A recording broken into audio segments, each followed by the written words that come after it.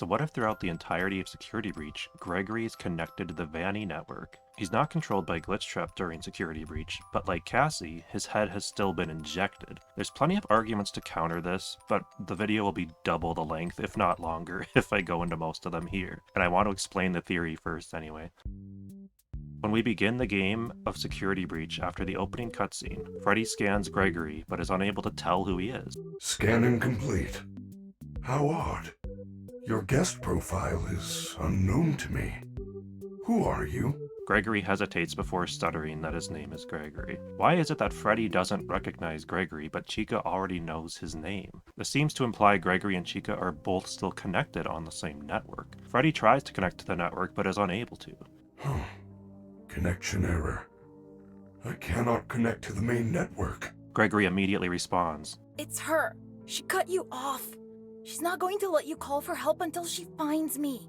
So right away we realize Gregory knows that Freddy has been cut off the network. We should immediately be questioning how Gregory would know this. And I think the answer could lie in the idea that Gregory is connected to the Vanni network. Remember that the Vanni network shows everything in nice, bright colors, so if you're not connected to the network, it will be very obvious to others connected on the network that you aren't. Every animatronic on the network shows up with bright colors, and before you ask why I still think Gregory is on the network, it's due to something Freddy tells him later in the game. So think back to when Gregory upgrades Freddy, giving him Roxy's eyes. We know that Roxy is on the network in Ruin, and not only that, but she's literally a security node. If Freddy is able to see similarly to how Roxy sees when he has her eyes, his first comment while wearing them suddenly seems really important. He looks at Gregory and says, I am having a hard time adjusting.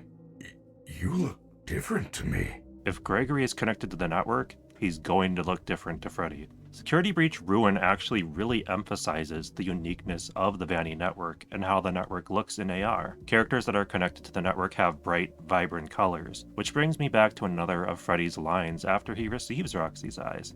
These eyes are amazing.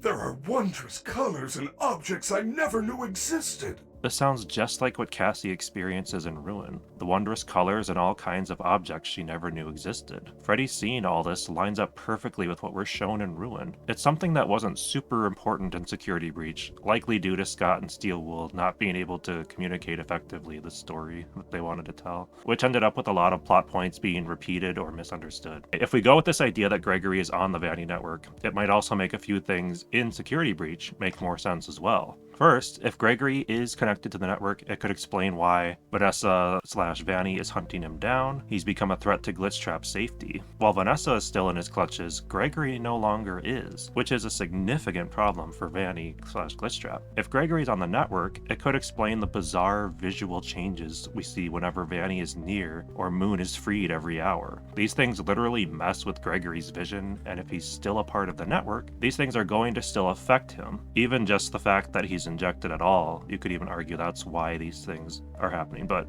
he may be free of Glitchtrap, but he's still not out of the woods, or pizzaplex, so to speak. One other thing is that if Gregory is on the network, the fact that Monty, Chica, and Roxy all converge on Gregory's area at multiple different times in the game makes a lot more sense. They're all part of that network, so it's a lot easier for them to track him. So narratively, it just kind of helps the story become a little stronger in places where it felt kind of bizarre at points. And speaking about the narrative of Security Breach, I do want to touch on it a little bit because I feel like it's relevant in a way, especially as it relates to Gregory's disdain of the animatronics. It seems cruel in a sense to us, but if we look through Gregory's perspective, he's taking down part of the problem. The Glamrock Band is still under Glitchtrap's control at this point and needs to be taken out. Not to mention they're trying to get him. He feels justified in what he's doing because he knows what these animatronics are capable of and what he's helped them do in the past. He doesn't want more people to go missing, and he knows the animatronics are a part of that problem. Now he can try to make things right. He can try to stop this. It's very similar to what Freddy is doing. Both of these characters have done horrible things, against their will or otherwise, but now they have a chance to protect others from a similar fate. But I think the coolest part of this theory is that Gregory and Cassie are facing a similar dilemma now. They're both literally stuck with this Mimic One, but dealing with it in completely different ways. Gregory attacks the Glamrocks in an effort to save humanity. Cassie wants to help the Glamrocks because she sees their humanity. It's a really beautiful way to tell a story, having two characters striving to do good with such noble intent, only to to cause unintentional chaos everywhere they go. But the overlying theme of wanting to help people, wanting to protect people, even Glamrock Freddy, I just think it's something that's so beautiful. Thank you for listening.